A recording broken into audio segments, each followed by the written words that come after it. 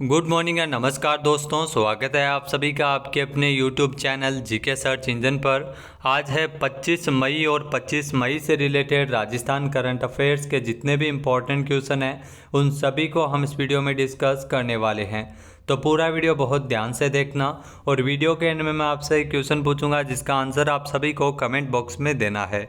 कल के वीडियो में मैंने आपसे एक क्वेश्चन पूछा था जो था राजस्थान में 16वीं राजस्थान विधानसभा की सदाचार समिति का सभापति किसे बनाया गया है। तो इस समिति का सभापति बनाया गया है हरीश चौधरी को, यानी कि बी ऑप्शन यहाँ पर बिल्कुल सही था। जिन दोस्तों ने बी ऑप्शन कमेंट बॉक्स में सही जवाब दिया था उनको हार्दिक शुभकामनाएं। जी हाँ दोस्तों, राजस्थान विधानसभा अध्यक्ष वासुदेव देवनानी ने 16वीं राजस्थान विधानसभा की 15 समितियों का गठन किया है, जिसमें सदाचार समिति का सभापति बनाया गया है हरीश चौधरी को। सदाचार समिति है जिसमें सदस्य के रूप में कल्पना देवी, सुरेश मोदी, हंसराज पटेल, बाल मुकुंदाचार्य, जयदीप बिहानी, उमेश मीणा, भगवान राम सैनी और अभिमन्यु को इसमें सदस्य के रूप में नियुक्त किया गया है। तो चलिए स्टार्ट करते हैं आज के राजस्थान करंट अफेयर्स।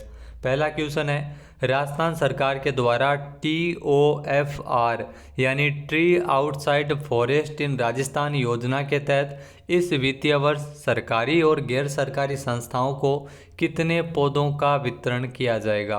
तो राजस्थान सरकार TOFR योजना इसे बजट में अनाउंस किया था और इस योजना के तहत 4 करोड़ पौधे हैं वो वितरित किए जाएंगे, यानी कि बी ऑप्शन इस क्वेश्चन का बिल्कुल सही है। आइए जानते हैं इम्पोर्टेंट फैक्ट्स। तो राजस्थान में वन्य जीव संरक्षण के साथ साथ राज्य को हरा भरा बनाने के उद्देश्य से राजस्थान के वन विभाग के द्वारा TOFR यानी ट्री आउटसाइड फॉरेस्ट इन राजस्थान योजना चलाई जा रही है। योजना के तहत वित्तीय वर्ष 2024-25 में 70,000 हेक्टेयर क्षेत्र में पौधारोपण किए जाने का लक्ष्य रखा है। TOFR यानी ट्री आउटसाइड फॉरेस्ट इन राजस्थान योजना के तहत 4 करोड़ पौधों का वितरण आमजन को, NGO को, सरकारी और गैर सरकारी संस्थाओं को यह वितरण किया जाएगा। ये योजना वन विभाग के द्वारा संचालित है। वहीं कुल 552 नर्सरी में पौधारोपण का कार्य किया जा रहा है, जिसके तहत उत्कृष्ट स्थानीय और छायादार पौधे तैयार करने पर विशेष ध्यान दिया जाएगा। नेक्स्ट क्वेश्चन है, हाल ही में 23 मई 2024 को राजस्थान सरकार के गोपालन विभाग ने कौन से मिशन की शुरुआत की है। तो 23 मई को राजस्थान सरकार ने एक मिशन की शुरुआत की है। मिशन का नाम है मिशन संरक्षण, यानी 2024 में इस मिशन की शुरुआत हुई है। ए ऑप्शन यहाँ पर बिल्कुल सही है। मिशन संरक्षण क्या है आइए जानते हैं इम्पोर्टेंट फैक्ट्स। तो 23 मई को राजस्थान सरकार के गोपालन विभाग ने मिशन संरक्षण 2024 की शुरुआत की है। यह मिशन गोवंश और पक्षियों को लू और तापघात से बचाने के उद्देश्य से यह अभियान शुरू किया गया है। इस अभियान की शुरुआत पूरे राजस्थान में एक साथ की गई है। इस अभियान के तहत पंजीकृत गौशालाओं में पशुओं के लिए पानी की पर्याप्त व्यवस्था, पक्षियों के लिए परिंदे, दाना इत्यादि की व्यवस्था की जाएगी। इस अवसर पर गोपालन निदेशालय के द्वारा प्रकाशित त्रैमासिक पत्रिका गोपालक वाणी का भी विमोचन किया गया था। नेक्स्ट क्वेश्चन है, Swami Vivekananda scholarship for academic excellence योजना, इस योजना को किस राज्य सरकार ने लागू किया है। तो इस योजना को राजस्थान सरकार है वो लागू कर रही है। बहुत ही महत्वपूर्ण क्वेश्चन है, एग्जाम में आपसे ज़रूर पूछा जाएगा। जी हाँ, ये योजना पहले कांग्रेस सरकार के समय राजीव गांधी जी के नाम पर इस योजना को लागू किया गया था। अब इसका नाम बदला गया है, स्वामी विवेकानंद के नाम से इस योजना का संचालन किया जाएगा। आइए जानते हैं इम्पोर्टेंट फैक्ट्स। तो इसमें 500 विद्यार्थियों को इसमें कोचिंग करवाई जाएगी, स्कॉलरशिप उन्हें मिलेगी Swami Vivekananda scholarship for academic excellence योजना के तहत। इसमें अगर बात की जाए तो राजस्थान में इस योजना की शुरुआत हो चुकी है। कॉलेज आयुक्तालय ने Swami Vivekananda scholarship for academic excellence योजना की संशोधित गाइडलाइंस जारी की है। इसी के साथ ही कॉलेज आयुक्तालय ने भी योजना का पोर्टल ओपन किया है और आवेदन शुरू कर दिए हैं। योजना के तहत अब E1 कैटेगरी के छात्रों को ट्यूशन फीस 50 लाख रुपए तक और लिविंग एक्सपेंसेज अब दिया जाएगा। इसके अलावा E2 कैटेगरी में 85% और E3 कैटेगरी के छात्रों को 70% ट्यूशन फीस है वो सरकार देगी। इसके अलावा शेष फीस है वो छात्रों को खुद देनी होगी। इसके पहले जो पिछली योजना में सभी कैटेगरी में छात्रों को पूरी ट्यूशन फीस है वो सरकार के द्वारा दी जाती थी। नेक्स्ट है, हाल ही में आयोजित हुई ऑल इंडिया शूटिंग चैंपियनशिप में राजस्थान से किसने गोल्ड मेडल जीता है? तो हाल ही में आयोजित हुई ऑल इंडिया शूटिंग चैंपियनशिप, ये मध्य प्रदेश में इस प्रतियोगिता का आयोजन किया गया था, जिसमें शिव प्रताप सिंह ने गोल्ड मेडल अपने नाम किया है, यानी कि बी ऑप्शन इसका बिल्कुल सही है। आइए जानते हैं इम्पोर्टेंट फैक्ट्स। तो मध्य प्रदेश में आयोजित हुई ऑल इंडिया शूटिंग चैंपियनशिप में राजस्थान के 4 खिलाड़ियों ने मेडल जीता है। जहां ऑल इंडिया शूटिंग चैंपियनशिप में जैसलमेर रेंज के शिव प्रताप सिंह ने पहले स्थान पर आकर गोल्ड मेडल अपने नाम किया है। अभिमन्यु सिंह भावाद ने दूसरे स्थान पर आकर सिल्वर मेडल जीता। आयुष अरोड़ा ने कांस्य पदक जीता तीसरे स्थान पर रहकर। जैसलमेर की शूटिंग रेंज की खिलाड़ी वंशिका बाली ने वुमन स्कीट कैटेगरी में दूसरा स्थान हासिल किया था। नेक्स्ट क्वेश्चन है, हाल ही में किस राज्य सरकार ने ऑर्गन ट्रांसप्लांट के लिए एनओसी देने के लिए तो नई कमेटी का गठन किया है? तो राजस्थान सरकार के द्वारा ऑर्गन ट्रांसप्लांट के लिए एनओसी देने हेतु एक नई कमेटी का गठन किया गया है, यानी कि सी ऑप्शन इसका बिल्कुल सही है। यह भी क्वेश्चन आपके लिए महत्वपूर्ण है। आइए जानते हैं इम्पोर्टेंट फैक्ट्स। तो ऑर्गन ट्रांसप्लांट के लिए एनओसी देने के लिए सरकार ने एक नई कमेटी का गठन किया है राजस्थान सरकार ने। जहां राजस्थान में ये कमेटी सवाई मान सिंह मेडिकल कॉलेज के प्रिंसिपल की अध्यक्षता में बनाई गई है। इससे एसएमएस के पूर्व अधीक्षक जो आईएमए राजस्थान के पूर्व अध्यक्ष समेत अन्य लोगों को भी इसमें शामिल किया गया है। जहाँ डॉक्टर दीपक माहेश्वरी को सवाई मान सिंह मेडिकल कॉलेज का प्राचार्य बनाया गया था। तो प्रधानाचार्य के अध्यक्षता में ये कमेटी बनाई गई है। सवाई मान सिंह मेडिकल कॉलेज के प्रिंसिपल की अध्यक्षता में इस कमेटी का गठन किया गया है।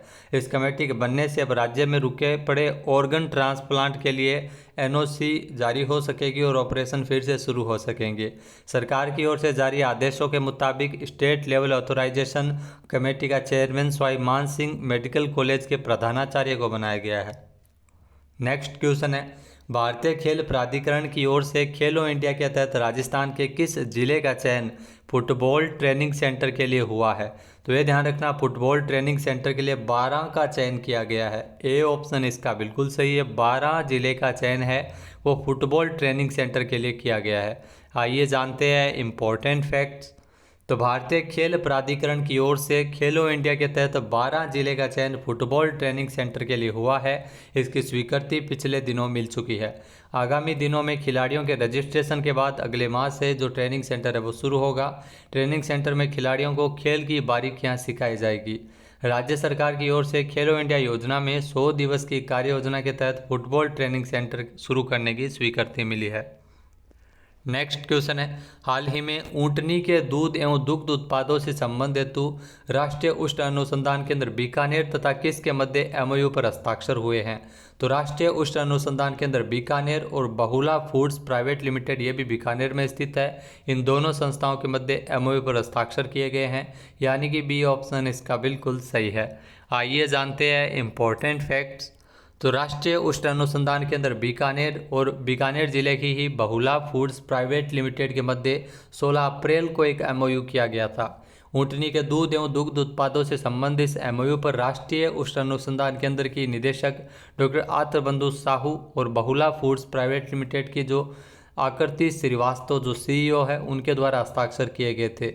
इसके तहत उपभोक्ताओं में ऊंटनी के दूध एवं दुग्ध उत्पादों की मांग और विश्वसनीयता बढ़ेगी, जिसका लाभ ऊंट पालकों को भी मिल सकेगा। राष्ट्रीय उष्ण अनुसंधान केंद्र बीकानेर से लगभग 10 किलोमीटर दूर जोहड़बीड़ में स्थित, जिसे 20 सितंबर 1995 को क्रमोन्नत करते हुए राष्ट्रीय उष्ण अनुसंधान केंद्र का नाम दिया गया है। नेक्स्ट क्वेश्चन है, हाल ही में अंतर्राष्ट्रीय वामा अकादमी की राजस्थान की अध्यक्षा कौन बनी है? जी हाँ दोस्तों, अंतर्राष्ट्रीय वामा अकादमी की राजस्थान में अध्यक्षा बनी है सरोज शर्मा, यानी कि सी ऑप्शन इसका बिल्कुल सही है। आइए जानते हैं इम्पोर्टेंट फैक्ट्स। तो अंतर्राष्ट्रीय वामा अकादमी की जो राजस्थान में अध्यक्ष बनी है सरोज शर्मा।